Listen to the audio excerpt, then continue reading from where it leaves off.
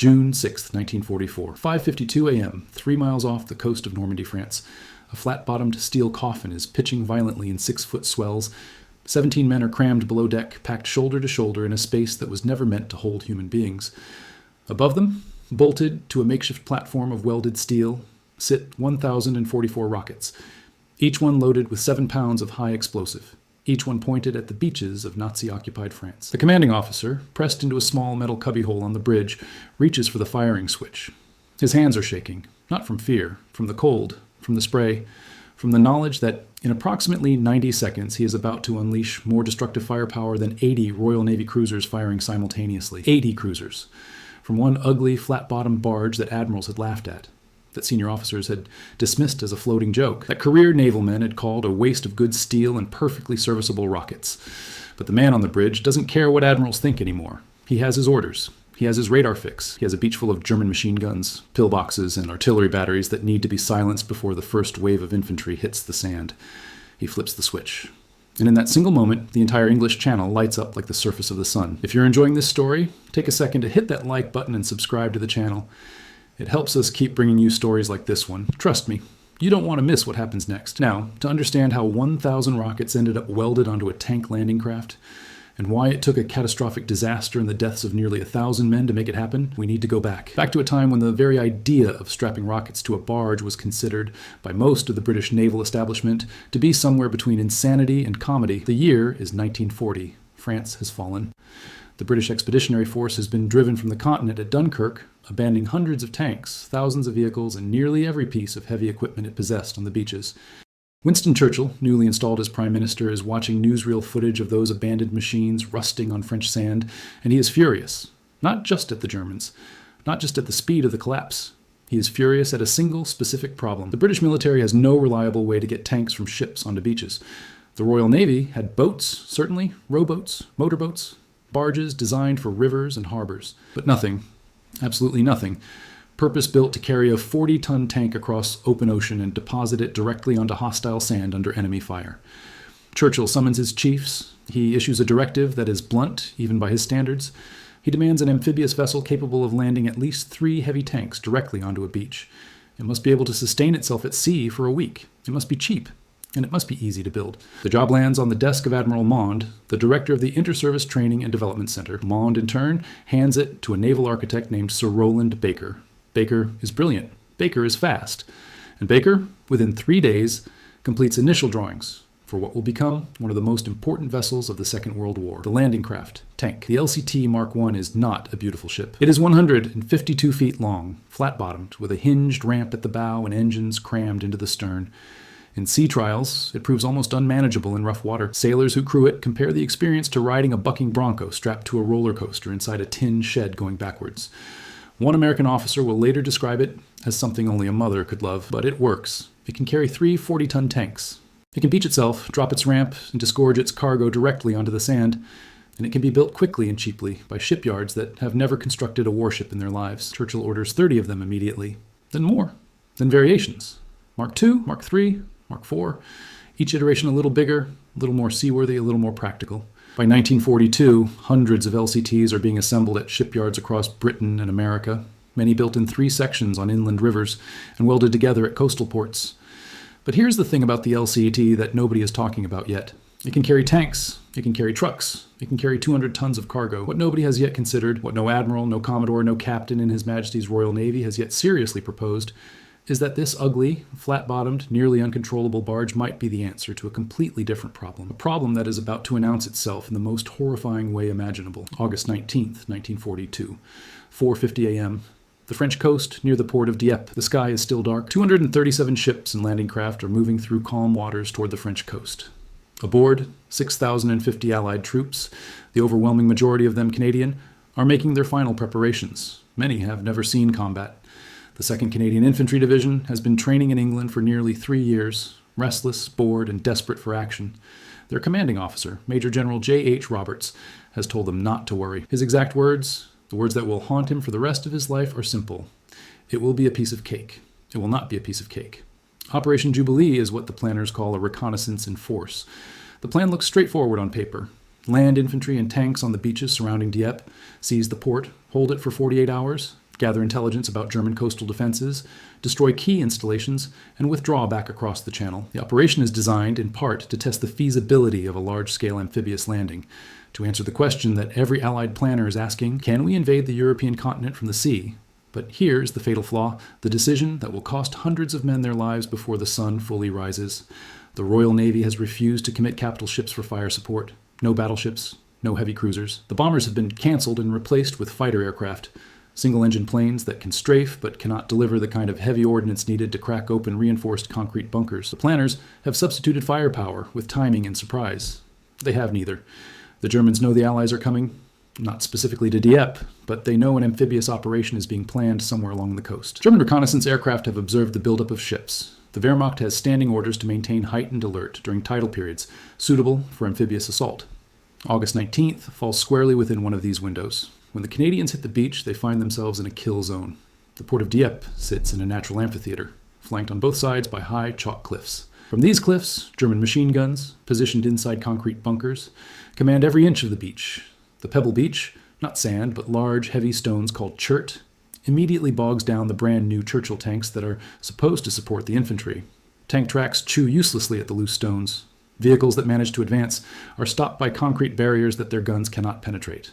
The machine guns open up. The artillery, pre-registered on every approach, every landing zone, every square meter of open beach, begins its methodical work of destruction. Landing craft are hit and burst into flame. Men jump into the water and drown under the weight of their equipment. Those who make it to the seawall are trapped, unable to advance through the interlocking fields of fire. By mid-morning, it is over. 9 hours of carnage. 907 Canadian soldiers are dead. 2,460 are wounded. 1,946 are taken prisoner. The total casualty rate exceeds 67%. Wrecked tanks and burning landing craft litter the beach. Bodies wash in the surf. And the lesson, the terrible, blood-soaked lesson that every planner, every admiral, every officer involved in future amphibious operations will carry forward, is brutally simple. You cannot land men on a defended beach without first destroying the defenses. That sounds obvious.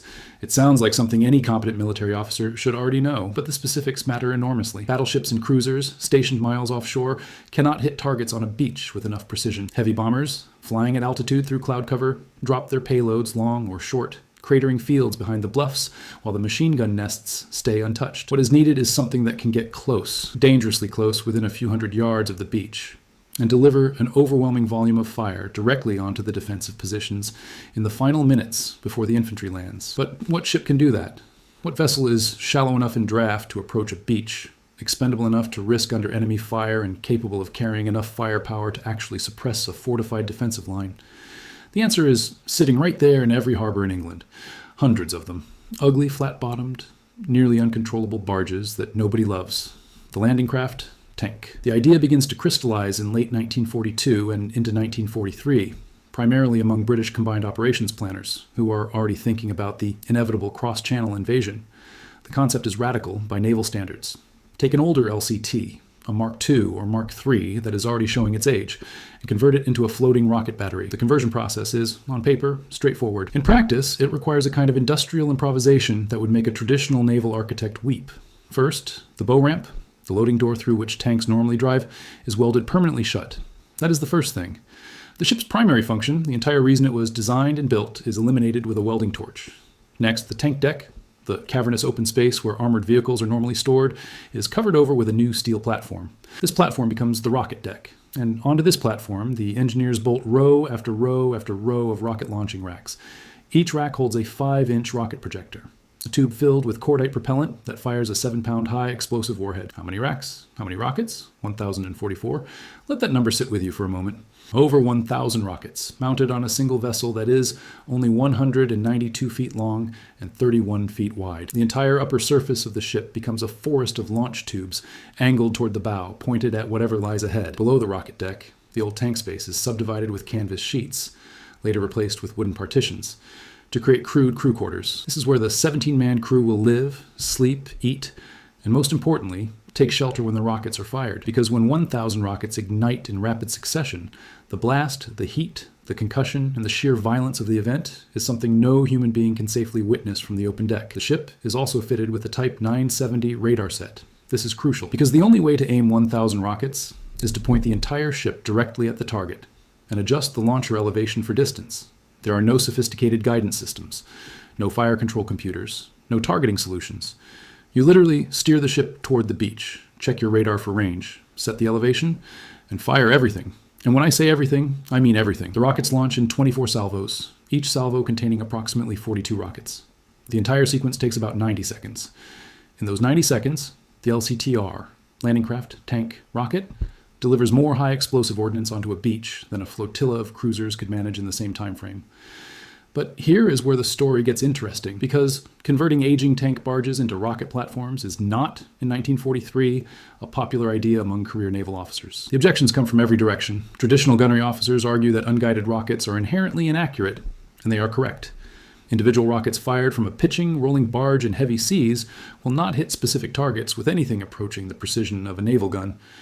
Operations research officers point out that the rockets are only effective for area saturation, blanketing a general zone rather than striking individual bunkers or gun emplacements. That too is correct. Senior officers question the entire concept. You want to take a perfectly serviceable tank landing craft, one that is desperately needed to carry armor ashore, and permanently disable it by welding its doors shut and covering its deck with rockets? At a time when every single landing craft is worth its weight in gold, when the shortage of amphibious vessels is, according to Churchill himself, the single greatest constraint on Allied strategy, the skeptics have a point. Every LCT converted to rocket duty is one fewer LCT available to carry tanks. And tanks win battles. Tanks break through defensive lines. Tanks keep infantry alive. What good are 1,000 rockets if they all land in the surf? But the advocates of the rocket craft have a different argument, and it is an argument forged in blood. They have seen what happens at Dieppe when troops land on beaches that have not been suppressed. They have studied the mathematics of it, the cold, brutal calculus of men versus machine guns, and they know something that the skeptics refuse to accept. Accuracy, in this case, is not the point. Operations research, the new science of applying mathematical analysis to military problems, is producing insights that challenge traditional naval thinking. One critical finding: when you do not know the exact position of the target, extreme accuracy in your weapon is actually a disadvantage. A precise gun aimed at the wrong spot hits nothing. But a weapon that sprays a wide area, that saturates an entire beach with explosives, will inevitably hit targets that a precise gun would miss. This is counterintuitive.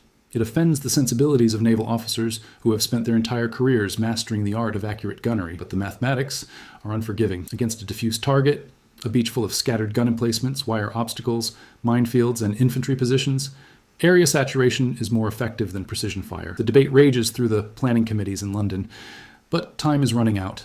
The invasion of France, the operation that will eventually be called Overlord, is being planned for the spring of 1944. And the planners, haunted by the ghost of Dieppe, know that they need every possible tool to suppress beach defenses before the infantry hits the sand. The decision is made. The conversions go ahead. In British shipyards, aging LCT Mark IIs and Mark IIIs are pulled from service and brought in for modification. Welders go to work on the bow ramps, sealing them permanently. Steel platforms are fabricated and bolted into place. Rocket racks are manufactured by the hundreds and mounted in precise rows. Radar sets are installed. Crew quarters are improvised in the bowels of the ships. Meanwhile, across the Atlantic, at the United States Naval Amphibious Base at Little Creek, Virginia, something extraordinary is happening. In September 1943, the Special Support Group of the 11th Amphibious Force is established specifically to train American crews for the rocket craft. 144 officers and more than 1,500 enlisted men are brought in for an intensive program in a type of warfare that has never been attempted at scale. The training is unlike anything the Navy has ever conducted. These men are not learning traditional seamanship. They are not learning gunnery in the conventional sense. They are learning how to drive a flat-bottomed barge loaded with over 1,000 live rockets directly toward a hostile beach. Fire everything in 90 seconds, and then, assuming the ship is still afloat, turn around and get out. Think about that for a moment. Imagine you are a 22-year-old sailor from Ohio or Pennsylvania. You have been in the Navy for less than a year. You have been assigned to a vessel that looks, from the outside, like someone's idea of a bad joke. A steel rectangle with rockets bolted to the roof. Your commanding officer, who is maybe 25 himself, has just explained to you that your job will be to sail this thing toward a beach defended by the German army, fire 1,000 rockets in the direction of the enemy, and hope that nothing goes wrong. And when he says nothing goes wrong, what he means is hope that a German shell does not hit the rocket deck. Hope that a mechanical failure does not trigger a premature detonation. Hope that the seas are calm enough to keep the ship steady during the firing sequence. Hope that the radar works. Hope that the navigation is accurate. Hope that the coordination with the rest of the invasion fleet, the battleships, the bombers, the landing craft, the infantry, is precise enough that your rockets land on the enemy and not on your own men. The practical challenges are immense. The rockets, when fired, produce a backblast that is dangerous to anyone on deck. The flash and smoke temporarily blind anyone looking in the wrong direction. The concussion shakes the entire vessel so violently that loose equipment becomes projectiles. And there is always the possibility, the terrifying, ever-present possibility, that a malfunction could cause the rockets to detonate on deck. If that happens, the ship and every man aboard simply cease to exist. The crews train relentlessly through the autumn and early winter of 1943. They practice radar-guided approaches. They practice coordinated firing sequences. They practice emergency procedures for misfires. And they practice the most critical skill of all, holding the ship steady on course in heavy seas while the rockets are being fired. Because the only aiming mechanism is the ship itself. If the ship veers off course during the firing sequence, 1,000 rockets land in the wrong place. There is no correction. There is no adjustment. There is only the ship, the radar, and the steady hands of the helmsman. Some of the men wash out. The psychological pressure is considerable. These are not men who will fight at a distance, safely behind armor plate on a battleship 20 miles from the enemy. These men will be within direct sight of the beach, close enough to see the muzzle flashes of the German guns, close enough to hear the rounds impacting in the water around them, and they will be sitting on top of enough high explosive to level a small town. But enough men pass. Enough men are tough enough, or brave enough, or simply too young to fully comprehend the danger they are volunteering for. By late 1943, the American-manned LCTRs are ready. They sail from New York to the United Kingdom aboard troop ships, including the massive RMS Queen Elizabeth, arriving in December for integration into the Allied invasion fleet. The British craft are already in position, assigned to the Royal Navy's assault forces. In total, 36 LCTRs will be committed to the Normandy landings, 36 converted barges, 36 floating arsenals that were, just months earlier, considered by many senior officers to be a waste of resources. But the proof will not come in a committee room or a planning meeting. It will come on the beaches. Let us return now to the morning of June 6, 1944, D-Day. Operation Neptune, the naval component of the greatest amphibious invasion in the history of warfare. The numbers alone are staggering. Nearly 7,000 ships and landing craft are crossing the English Channel. Over 150,000 troops are committed to the first day's operations. 5 beaches, codenamed Utah, Omaha, Gold, Juno, and Sword, stretch across 50 miles of the Normandy coast. The objective is simple to state and almost impossible to execute. Land an army on a fortified coastline defended by the German Wehrmacht, and do not get pushed back into the sea. The preliminary bombardment begins before dawn.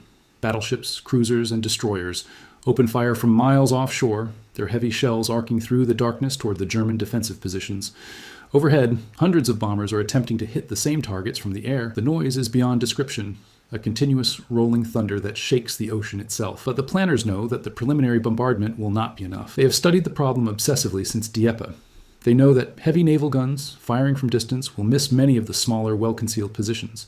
They know that bombers, flying through cloud cover, will drop their payloads long, cratering the fields behind the bluffs while leaving the machine gun nests intact. They know that in the final minutes before the infantry hits the beach, those critical, terrible minutes when landing craft are approaching the surf line and men are most vulnerable, there must be something else, something close, something overwhelming, something that fills the air between the ships and the shore with so much high explosive that the German gunners cannot lift their heads, cannot aim their weapons, cannot do anything except press themselves into the earth and pray. That something is now approaching the beaches.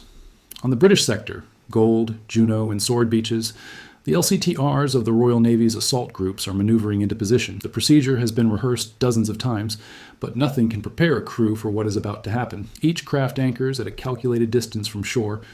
The commanding officer, alone on the bridge in his armored cubbyhole, checks the radar. The range to the beach appears on his screen. He adjusts the launcher elevation. He confirms the bearing. Below deck, 16 men are crammed into their improvised shelter space, unable to see anything, able to hear everything.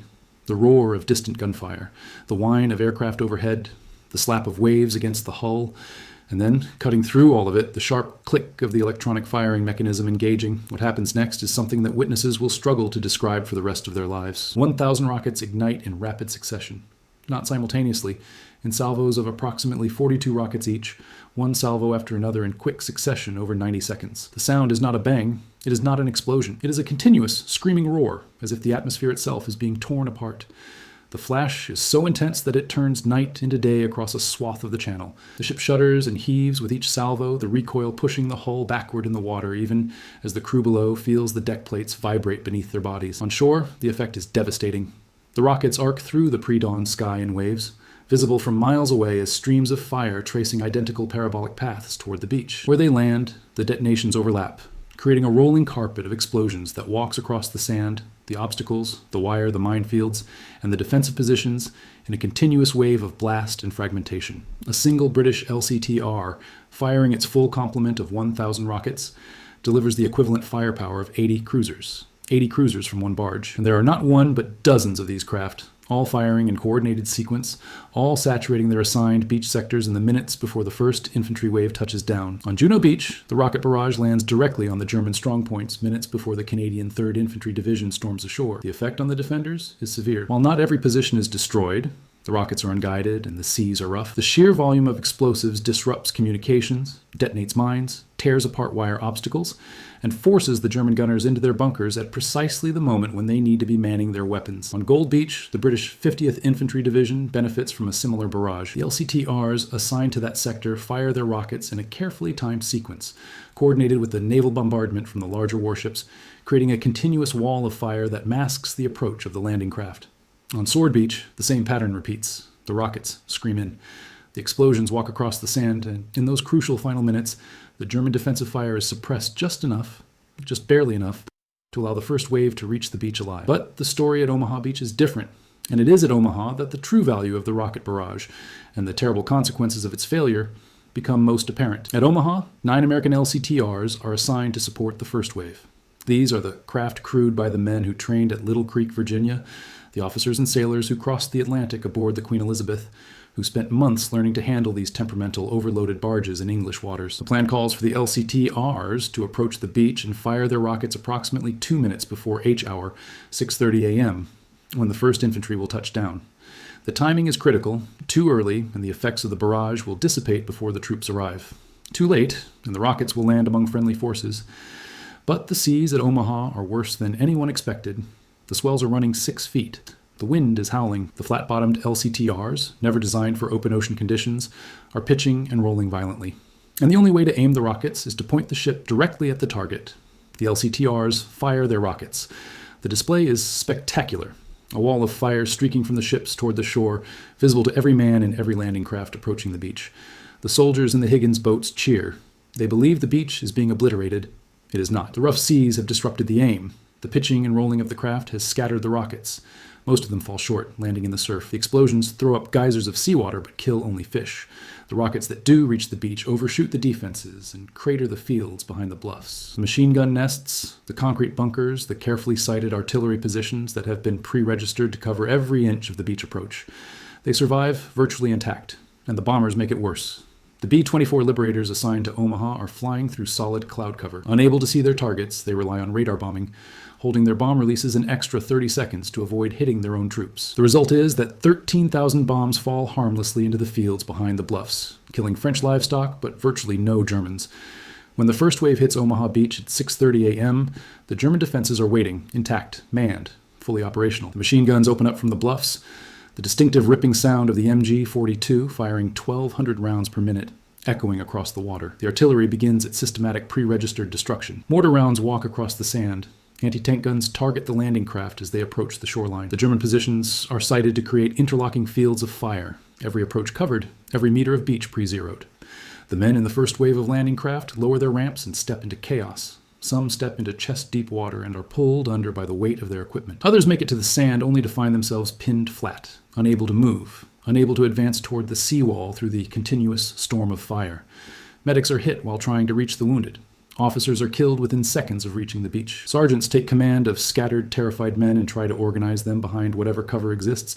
A disabled tank, a beach obstacle, a shallow depression in the sand. The first hours at Omaha become the bloodiest chapter of D-Day, a horror show of burning landing craft, drowning soldiers, and bodies washing in the surf. At one point, the situation is so dire that General Omar Bradley, watching from the cruiser USS Augusta offshore, considers abandoning Omaha entirely and diverting subsequent waves to the other beaches. The rockets were supposed to prevent this. The barrage was supposed to keep the German gunners underground during those critical first minutes, but the rockets landed in the surf, and the bombs fell in the fields, and the men of the first wave walked into a wall of fire that should have been suppressed but was not. But here is what makes this story more complex than a simple tale of failure. Because while the rockets at Omaha fell short, the rockets on the British beaches did not. And the difference in outcomes is measurable, visible, undeniable. At Juno Beach, where the LCTR barrage landed effectively, the Canadian 3rd Infantry Division suffered significant casualties. but was able to push inland within hours. At Gold Beach, the British 50th Division moved off the beach and began advancing toward Bayeux by midday. At Sword Beach, the British 3rd Division fought through the initial defenses and began pushing toward Caen. At Omaha, where the rocket barrage failed, the assault nearly collapsed entirely. It took the individual courage of men like Lieutenant Dean Rockwell, a former professional wrestler from Michigan who had enlisted in the Navy in 1942, to prevent a total catastrophe. Rockwell was the group commander of 12 LCTs carrying duplex drive tanks, specially modified Shermans, fitted with inflatable skirts that would, in theory, allow them to float from ship to shore. The plan called for launching these swimming tanks 2 to 3 miles offshore, timing their arrival to coincide with the first infantry wave. But Rockwell took one look at the 6-foot swells and knew, with the certainty of a man who understood water and physics, that the swimming tanks would never make it. The canvas skirts would tear, the engines would flood, the tanks would sink like the 30-ton blocks of steel they were, drowning their crews in the freezing channel water. On the eastern half of Omaha Beach, the officers commanding the other group of DD tanks went ahead with the plan. They launched their 32 swimming Shermans into the brutal seas at 6,000 yards offshore. 27 of those tanks sank before reaching the beach. 27 crews, men sealed inside steel coffins that filled with seawater as the canvas flotation skirts tore apart, were lost in minutes. Only 2 tanks from that group made it to shore. Rockwell refused to let that happen to his men. He broke radio silence, a direct violation of operational security, and contacted the Army officer aboard one of his craft. He made the decision, on his own authority, to keep the ramps up and drive the LCTs directly onto the beach, delivering the tanks dry and operational onto the sand. It was the right decision. Every tank in Rockwell's group reached the beach. Those tanks, firing from the waterline, provided critical fire support for the pinned down infantry during the most desperate hours of the Omaha assault. It was not enough to prevent the slaughter, but it was enough to prevent a complete collapse. Rockwell's decision was later described by historian Stephen Ambrose as perhaps the single most important command decision of any junior officer on D-Day. His Navy Cross citation reads, in part, that he discharged the tanks on the ground in the face of very heavy enemy fire, and that, by quick and sound decision, he was able to land all tanks at the correct spot, while incurring only minimum damage to his ships. He also received the French Croix de Guerre. At the 50th anniversary of D-Day in 1994, he was given the honor of introducing President Bill Clinton at the commemoration ceremony in Normandy, a remarkable tribute to a man who had been a junior lieutenant on the most important day of the 20th century. But Rockwell's heroism, and the heroism of thousands of others at Omaha, should never have been necessary. Not in the way it was. The rocket barrage was supposed to suppress those defenses. It was supposed to keep the German gunners' heads down. It was supposed to buy those crucial minutes of confusion and disorientation that would allow the infantry to cross the killing ground between the surf and the seawall. On the British beaches, it did exactly that. On Omaha, the seas defeated the technology, and the men paid the price. The aftermath of D-Day forced a reckoning with the rocket craft program. The skeptics had new ammunition. The rockets at Omaha had been ineffective. The accuracy problem they had predicted had materialized exactly as they warned. Why continue investing in a weapon that cannot hit its targets? But the advocates had their own evidence, and it was equally compelling. On the beaches where the rockets worked, where the seas were calmer, where the craft could hold steady, where the barrage landed on or near its targets, the suppressive effect was extraordinary. The difference between a beach where the rockets hit and a beach where they missed was measured not in statistics, but in human lives. The official after-action reports are revealing. One assessment concludes that the LCTR was very effective against personnel in the open or in trenches, but requires a high degree of training. Another notes that the effect of a full salvo should be investigated for its ability to clear beach mines and wire, a tacit acknowledgement that the rockets might be useful for something beyond simply killing defenders. And the operational research data supports the broader conclusion: area saturation works. Not perfectly, not precisely, but against a diffuse target like a defended beach, the mathematics consistently show that a weapon that blankets a wide area is more effective than a precise weapon aimed at an imperfect target solution. The rocket craft program does not end on D-Day. It evolves. On August 15th, 1944, LCTRs support Operation Dragoon, the Allied invasion of southern France. The lessons learned at Normandy are applied. Better coordination, better timing, calmer seas, more effective barrage patterns. The results are significantly improved. In the Pacific, the concept is scaled up even further. The Americans developed the LSMR, landing ship, medium, rocket, a larger purpose-built vessel carrying thousands of 5-inch rockets plus a 5-inch naval gun. These ships see action at Okinawa in the spring of 1945, providing devastating rocket barrages to support the landings against fanatical Japanese resistance.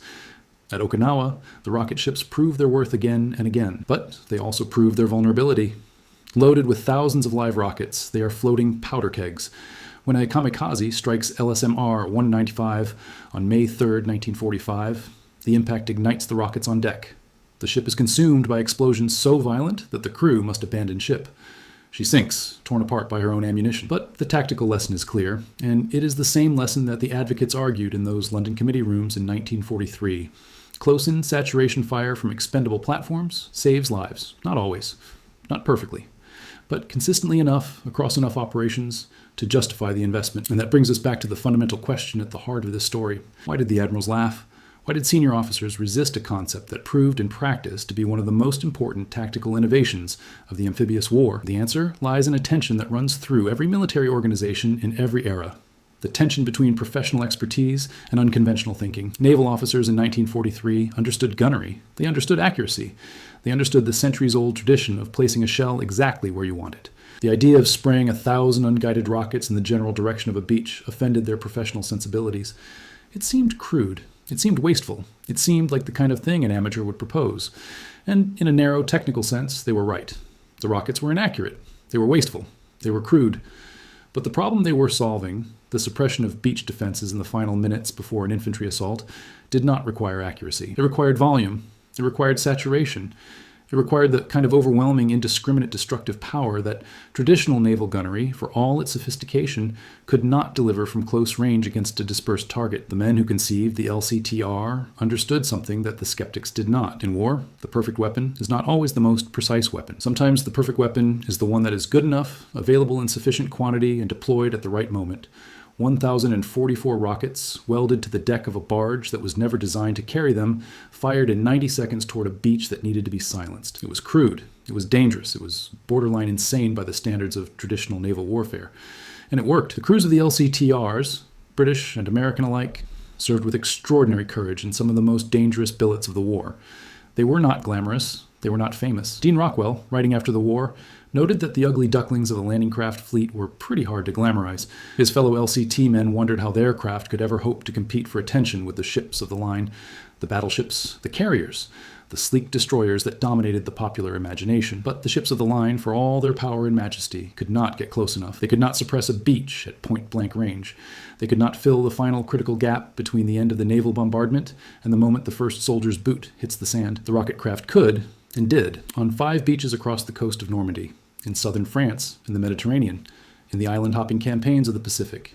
In every major amphibious operation of the last 2 years of the war, converted barges loaded with rockets played a role that no other vessel could fill. Today, no complete LCTR survives intact. The craft were too crude, too battered, too expendable to be preserved. Remnants and partial wrecks from D-Day operations still litter the Normandy beaches, rusting in the sand and surf, slowly dissolving back into the sea. Scale models sit in museum cases at the Imperial War Museum in London and at the amphibious base at Little Creek, Virginia, the same base where American crews trained in 1943. But the legacy of the rocket craft extends far beyond the physical vessels. The concept they proved, close-in saturation fire from expendable platforms to support amphibious landings, became a permanent fixture of naval warfare doctrine. Every modern amphibious assault plan includes provisions for close-in fire support. Every landing force expects that the beach will be suppressed before the first wave touches down. That expectation, that doctrinal certainty, was purchased on the beaches of Normandy by men who crewed ships that nobody believed in, ships that admirals laughed at, ships that were converted from aging barges with welding torches and bolted on rocket racks and improvised crew quarters made of canvas sheets, ships that carried, in their ugly steel hulls and their forests of launch tubes, the firepower of 80 cruisers. June 6, 1944. The coast of Normandy. As the sun rises over the English Channel and the greatest invasion in history unfolds across 5 beaches, the men of the LCTR fleet have already done their work. The rockets have been fired. The barrage has been delivered. The craft are turning away from the shore, their racks empty, their hulls scarred by blast damage and salt spray. Below deck, in the crude compartments where they sheltered from the inferno above, the crews are emerging into the morning light. They can see the beaches now. The landing craft approaching the surf, the tanks wading ashore, the infantry climbing the sand. They can hear the gunfire, still intense, still deadly. They know that their rockets did not silence everything. They know that men are dying on those beaches right now, but they also know that some of those men are alive because of what they did. Because 1,000 rockets, fired from a barge that no admiral wanted, landed on a beach that needed to be silenced. Not perfectly, not precisely, but enough. Enough to make the difference between a beach that can be taken and a beach that cannot. Enough to vindicate the concept that the skeptics dismissed. Enough to prove that sometimes in war, the most important weapon is not the most sophisticated, but the one that arrives at the right place, at the right time, in sufficient quantity to change the outcome, The Admirals laughed when someone welded rockets onto a landing craft. D-Day proved every one of them wrong. The veterans of the LCTR fleet scattered after the war, returning to farms and factories and classrooms across Britain and America. Most never spoke about what they had done. Dean Rockwell went back to Michigan, where he coached football at Albion College and became one of the most respected wrestling coaches in American history, eventually chairing the National AAU Wrestling Committee and coaching the United States Greco-Roman wrestling team at the 1964 Summer Olympics in Tokyo. He lived to be 93 years old, dying in August 2005. 61 years after the morning he drove his LCTs onto Omaha Beach. The men who crewed the rocket craft were similarly quiet. They had served on ships that were too crude to be glamorous, too dangerous to be romantic, and too specialized to be understood by anyone who had not been there. When people asked what they did in the war, most simply said they had been in the Navy. They did not explain that their ship had been a floating arsenal carrying enough explosives to level a neighborhood. They did not describe the sound of 1,000 rockets igniting in sequence, or the way the deck shuddered beneath their feet, or the way the sky turned white in the instant of firing. They did not explain that their ship had been laughed at by admirals. They did not need to, because on June 6, 1944, the beaches of Normandy provided the only answer that mattered. Not in words, not in committee reports, not in doctrinal manuals, in fire, in thunder, in 1,000 rockets arcing through the dawn toward a shore that had to be taken, no matter the cost. And it was taken. Because someone, some stubborn, brilliant, unconventional thinker, looked at an ugly barge and saw not what it was, but what it could become. A weapon, a shield, a bridge between the ocean and the shore, paved not with steel and concrete, but with a wall of explosive fire that gave the infantry just enough time, just enough cover, just enough of a chance to get off the beach alive. That is the story of the LCTR. The ship nobody wanted, the weapon nobody believed in, the idea that changed the war, and the admirals who laughed. History does not record their names, but it records what they laughed at, and it records what happened on the morning that laughter was silenced forever by the sound of 1,000 rockets screaming toward the shores of France.